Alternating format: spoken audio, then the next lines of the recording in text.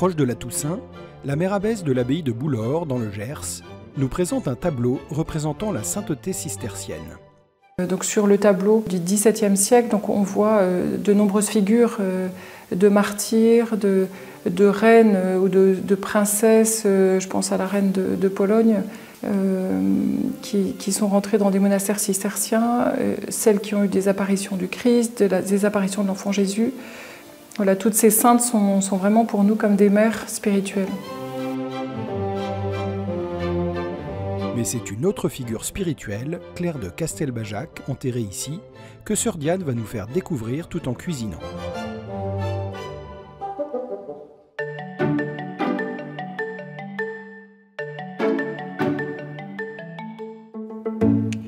Bonjour, nous sommes heureuses de vous retrouver à l'abbaye de Boulor et je vous reçois dans la cuisine de la maison Saint-Michel. Aujourd'hui, je vais vous proposer deux recettes, un rôti de veau aux poires, un peu original, et puis nos traditionnelles galettes aux cacahuètes de l'abbaye de Boulor. Donc pour cette première recette, vous aurez besoin d'un petit rôti de veau de environ 1 kg, 1,2 kg. Et puis quelques oignons, quelques poires, nous le faisons avec des poires d'Auch, du citron, un petit peu d'ail, un peu de romarin, du beurre, un peu de sucre. Sœur Diane commence par faire cuire dans l'eau des poires coupées en morceaux pour en faire une compote. Puis elle fait dorer le rôti dans du beurre sur toutes les faces. Elle le met dans une cocotte avec des gousses d'ail entières, un bouquet de romarin et un verre d'eau, le couvre, puis l'enfourne à 190 degrés pendant 20 minutes. Pendant que le rôti commence à cuire, je vais couper quelques oignons pour les faire rissoler dans la marmite et la déglacer au vin blanc. La consommation de viande est organisée traditionnellement au monastère, puisque nous avons, pendant le temps du carême et pendant le temps de l'Avent, une abstinence totale de viande, ainsi que tous les mercredis et vendredis de l'année, en dehors de l'octave de Pâques. Et de notre côté, nous avons fait attention ces dernières années, là, depuis Laudato Si, de concentrer notre approvisionnement en viande soit depuis notre propre exploitation agricole, soit en se fournissant chez des producteurs voisins, par exemple le poulet qui vient d'un petit producteur du coin. Mes oignons sont prêts, je vais les faire rissoler dans ma première marmite et puis déglacer le tout au vin blanc.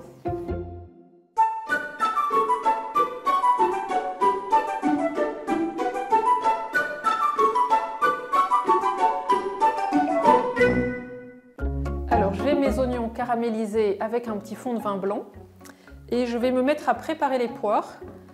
Pas besoin de les éplucher, on les coupe simplement en deux et puis on leur met un petit peu de jus de citron et de sucre.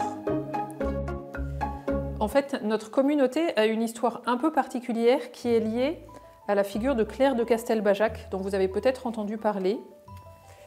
Quand au bout d'une trentaine d'années d'implantation, la communauté n'avait pas grandi, il y avait juste une jeune fille qui avait rejoint la communauté. Les sœurs réfléchissaient sérieusement à fermer l'abbaye de Boulor.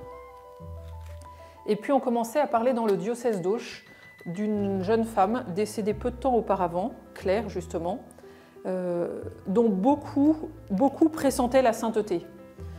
Donc l'archevêque avait été informé, il avait rencontré la famille, et de concert avec l'abbé général de l'ordre cistercien, qui suivaient la communauté de Boulor, ils se sont dit que soit la communauté fermait, soit il se passait quelque chose d'exceptionnel. Et donc ils ont eu l'idée ensemble de demander à nos sœurs de prier Claire pour demander des vocations et pour permettre l'avenir de la communauté. Donc ça c'était au tout début des années 80. Et nos sœurs ont obéi religieusement, sans trop y croire, en demandant, comme on leur avait demandé, 5 entrées en 1 an pour la communauté. Or, c'est exactement ce qui s'est passé. Et la première des jeunes filles qui a demandé son entrée s'appelait Claire. Donc là, on a considéré que c'était Claire qui avait signé cette nouvelle grâce.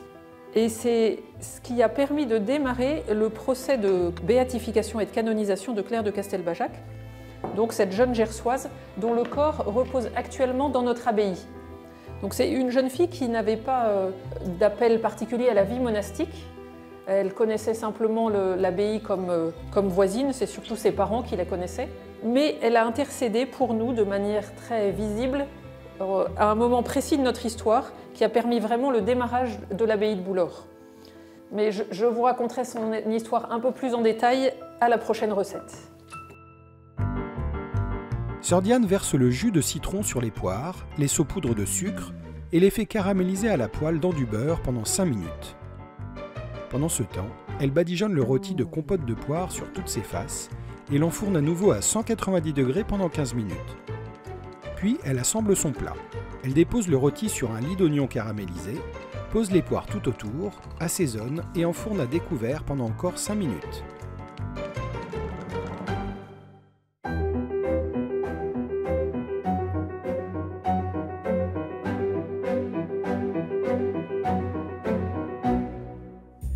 Donc la deuxième recette aujourd'hui, les galettes aux cacahuètes.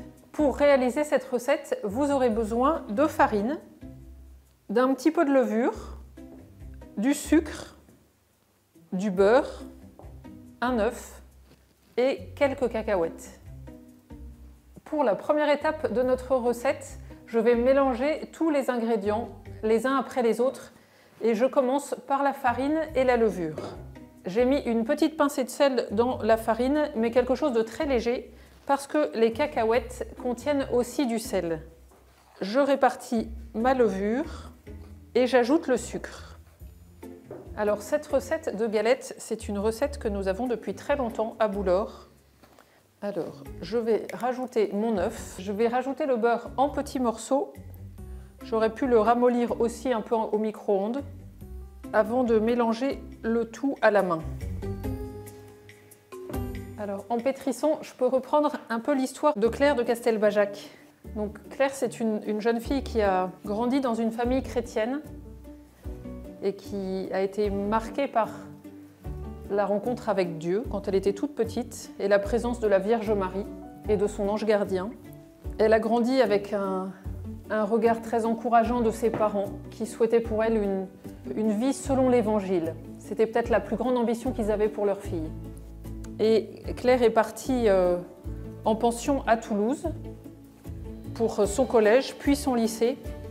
Elle a eu des très belles années de collège et le lycée a été plus difficile, à une période assez agitée dans les années 68-70. Alors je m'interromps une minute pour rajouter les cacahuètes. Ensuite, il faut bien pétrir pour les inclure et les répartir dans la pâte. Claire arrive donc pour ses études supérieures à Rome pour une école de restauration d'œuvres d'art. Ça va être une période d'épreuve dans sa vie parce qu'elle est confrontée pour la première fois de manière forte à un milieu qui n'est pas du tout chrétien. Et Claire est très éprouvée dans cette solitude parce que là, ma pâte est pas mal en fait. Donc, il faut que j'arrête de la pétrir. Alors, j'ai laissé reposer ma pâte une demi-heure au frais et je commence à l'étaler. Pour l'épaisseur, c'est très simple. Il faut s'arrêter à l'épaisseur d'une cacahuète pour ne pas les écraser. Et à la fin de cette année difficile d'études pour Claire, elle a la grande joie de participer à un pèlerinage en Terre Sainte qui est un moment bouleversant pour elle parce qu'un moment où elle sent très profondément la présence de Dieu. Alors même qu'elle n'est pas très fière des mois qu'elle vient de passer. Et donc c'est à ce moment-là, je pense que Claire comprend que Dieu l'aime quoi qu'elle ait fait et quoi qu'elle fasse. Donc notre vie n'est pas là pour qu'on puisse mériter l'amour de Dieu, mais simplement et d'abord pour laisser Dieu nous aimer tout au long de notre vie. Et c'est dans cette confiance-là que Claire va vivre les 3 derniers mois de sa vie. Claire tombe malade de la méningite qui va l'emporter le 22 janvier 1975, à l'âge de 21 ans. Et pendant sa maladie, elle ne cesse de répéter « il faut que je le loue ». Et elle donne l'impression d'avoir le cœur tout tourné vers le ciel, en fait. Comme si, en fait, elle voyait les bras du Père qui l'attendent.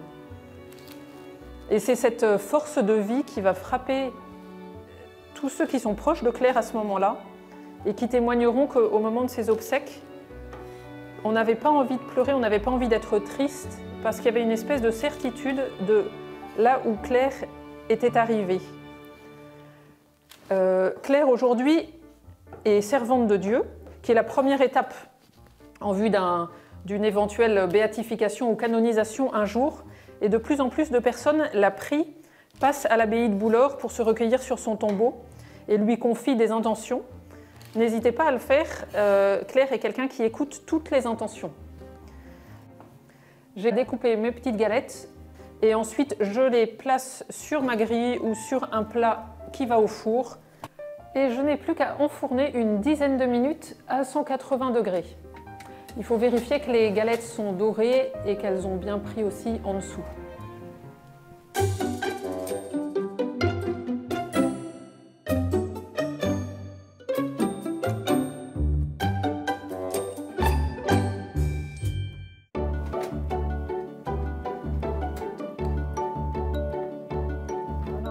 Donc nos deux plats sont terminés, le rôti de veau aux poires. La prochaine fois, je pense que je le salerai un petit peu dès le début, avant la cuisson. Et puis nos galettes aux cacahuètes, qui sont encore toutes tièdes et qui ont l'air excellentes. J'espère que vous aurez l'occasion de refaire ces recettes chez vous et que vous les apprécierez. Et en attendant, je vous souhaite une belle fête de la Toussaint qui approche, l'occasion peut-être de prier Claire de Castelbajac dont nous avons parlé. Bon appétit!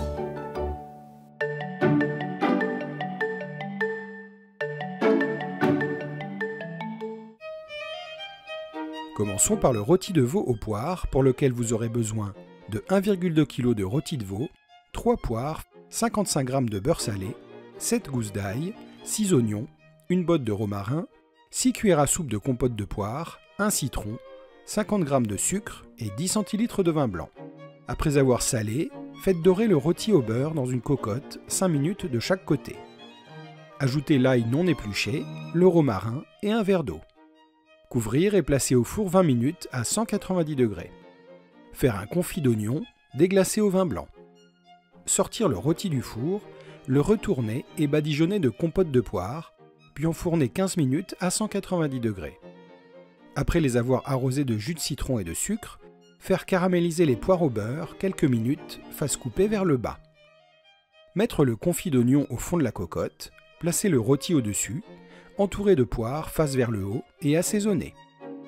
Enfourner à découvert encore 5 minutes à 190 degrés et servir accompagné de sauce. Passons aux galettes de Boulor aux cacahuètes qui nécessitent 250 g de farine, 125 g de sucre, 125 g de beurre, un œuf, 4 g de levure et 100 g de cacahuètes environ. Mélangez tous les ingrédients en terminant par les cacahuètes. Pétrir le mélange. Laissez reposer la pâte 30 minutes environ. Étaler et découper au couteau sans couper les cacahuètes. Cuire 10 minutes environ à 180 degrés.